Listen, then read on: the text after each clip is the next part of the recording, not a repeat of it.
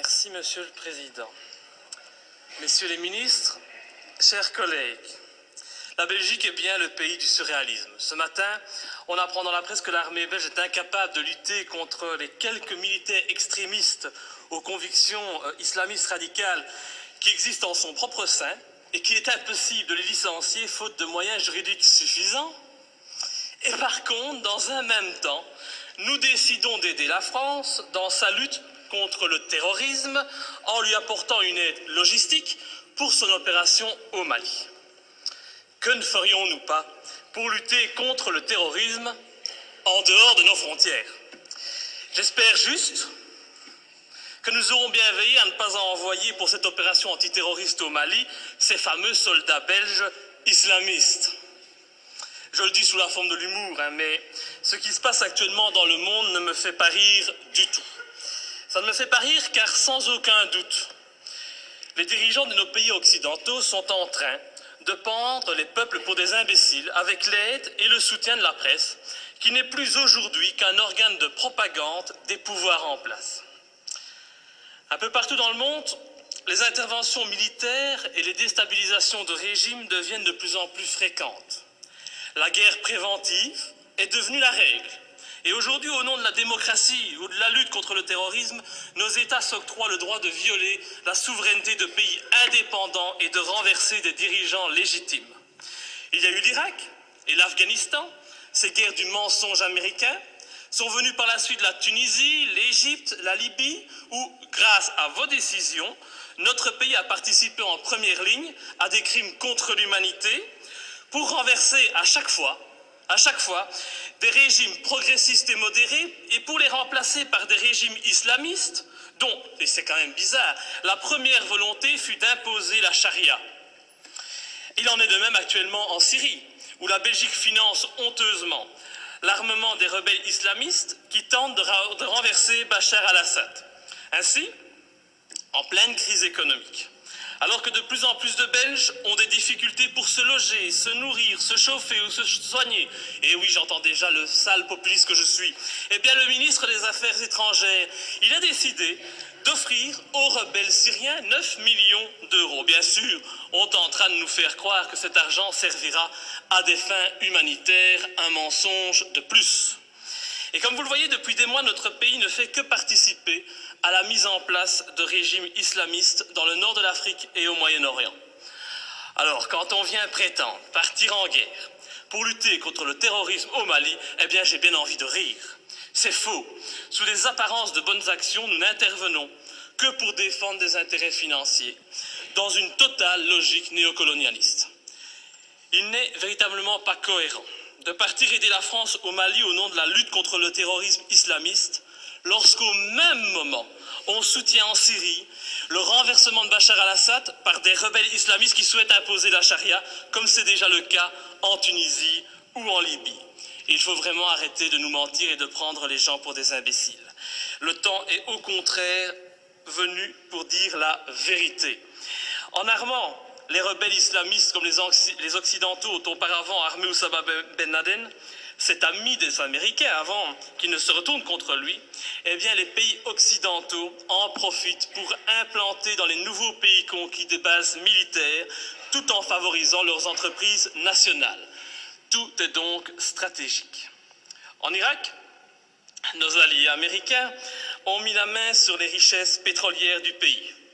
En Afghanistan, ce fut sur l'opium et la drogue, toujours très utiles, pour se faire beaucoup d'argent assez rapidement.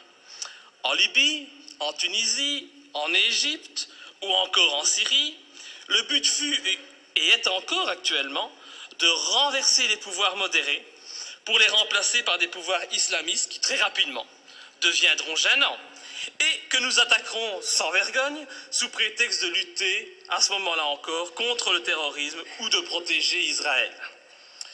Et dont les prochaines cibles sont déjà connues. Dans quelques mois, je prends le pari que nos regards se tourneront vers l'Algérie et finalement vers l'Iran. Faire la guerre pour libérer des peuples d'un agresseur extérieur, c'est noble. Mais faire la guerre pour défendre les intérêts des États-Unis, faire la guerre pour défendre les intérêts de grosses sociétés comme Areva. Faire la guerre pour mettre la main sur des mines d'or, ça n'a rien de noble, et cela fait de nos pays des pays agresseurs et voyous. Personne n'ose parler, mais qu'à cela ne tienne, je ne me tairai pas, et tant pis si ma lutte doit me faire passer pour un ennemi de ce système qui bafoue les droits de l'homme au nom des intérêts financiers, géostratégiques et néocolonialistes. Bafouer ce régime et le dénoncer, c'est un devoir et une fierté pour moi. Et sincèrement, et je m'excuse pour le vocabulaire populaire utilisé, j'emmerde tous les soi-disant bien-pensants, qu'ils soient de gauche, de droite ou du centre, qui sont aujourd'hui au basque de nos pouvoirs corrompus et qui se plairont à me tourner en ridicule. J'emmerde nos dirigeants qui jouent avec leurs bombes comme des gamins dans une cour de récréation. J'emmerde ceux qui prétendent être des démocrates alors qu'ils ne sont que des criminels de bas étage.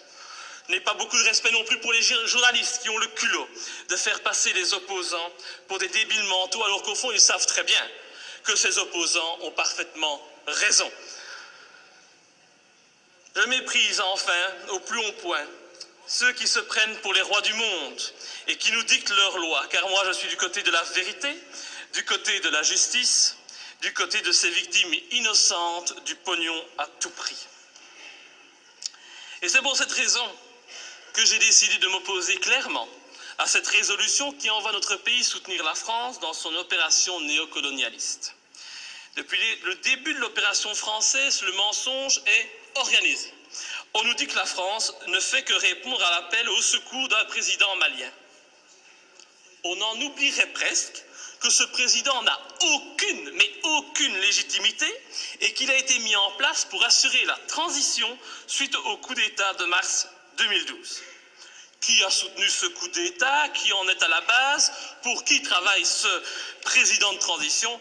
Voilà le premier mensonge. Le président français François Hollande ose prétendre mener cette guerre pour lutter contre les djihadistes qui menacent, ils menacent, rendez-vous compte, le territoire français et européen. Mais quel vilain mensonge! En reprenant cet argument officiel, tout en profitant pour effrayer la population, en augmentant le niveau de la menace terroriste, en mettant en œuvre le plan Vigipirate, nos dirigeants et les médias font preuve d'un culot inimaginable. Comment peut-on oser sortir un tel argument alors que la France et la Belgique n'ont pas hésité à armer et soutenir les djihadistes en Libye et que ces mêmes pays continuent actuellement à soutenir ces djihadistes en Syrie? Ces prétextes ne servent qu'à cacher des desseins stratégiques et économiques. Nos pays n'ont même plus peur de l'incohérence car tout est fait pour la cacher. Mais l'incohérence est pourtant bien présente. Ce n'est pas demain que vous verrez un Malien venir commettre un attentat en Europe. Non, à moins qu'on en crée un subitement pour mieux justifier encore cette opération militaire. On a bien créé le 11 septembre pour justifier l'invasion, l'arrestation arbitraire, la torture et le massacre de populations innocentes. Alors créer un terrorisme malien, bon, ça ne doit pas être trop compliqué pour nos dirigeants sanguinaires. Un autre argument utilisé pour justifier ces derniers mois les opérations militaires, c'est la protection des droits de l'homme. Ah, cet argument est encore utilisé aujourd'hui pour justifier la guerre au Mali. Mais oui, nous devons agir, car sinon les méchants islamistes radicaux vont imposer la charia au Mali, lapider les femmes et couper les mains des voyous.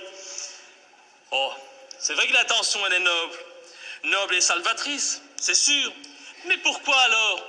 Mais pourquoi, bon Dieu, nos pays ont-ils alors participé à l'accession au pouvoir en Tunisie et en Libye d'islamistes qui ont décidé d'appliquer cette charia dans ces pays qui étaient, il n'y a pas si longtemps de cela encore, modernes et progressistes? Je vous invite à demander aux jeunes Tunisiens qui sont à la base de la révolution de Tunisie s'ils sont heureux de leur situation actuelle. Tout cela, c'est de l'hypocrisie. L'objectif de cette guerre au Mali est très clair. Et puisqu'on n'en parle pas, je vais en parler. L'objectif, c'est de lutter contre la Chine et permettre à notre allié américain de maintenir sa présence en Afrique et au Moyen-Orient. C'est cela qui guide ces opérations néocolonialistes. Et vous verrez, quand l'opération militaire sera terminée, La France conservera bien entendu des bases militaires au Mali. Ces bases serviront aussi aux Américains. Et en même temps, parce que ça se passe toujours comme ça, des sociétés occidentales mettront la main sur des contrats juteux qui priveront de nouveau les pays recolonisés de leurs richesses et de leurs matières premières. Alors, soyons bien clairs, les premiers bénéficiaires de cette opération militaire, ce seront les patrons et les actionnaires du géant français Areva, qui tentent depuis des années d'obtenir l'exploitation d'une mine d'uranium à Faléa, une commune de 17 000 habitants située à 350 km de Bamako. Et je ne sais pas pourquoi, mais mon petit doigt me dit qu'il ne faudra pas longtemps pour qu'Areva puisse enfin exploiter cette mine. Je ne sais pas, c'est une impression que j'ai. Il est donc hors de question que je participe à cette colonisation minière, cette colonisation des temps modernes. Et pour ceux qui doutent de mes arguments, je les invite sincèrement à se renseigner sur les richesses du Mali. Le Mali est un grand producteur d'or, mais depuis peu, il a été désigné, comme étant un pays qui offre un environnement de classe mondiale pour l'exploitation d'uranium. Mais comme c'est bizarre, un pas de plus vers une guerre contre l'Iran, c'est une évidence.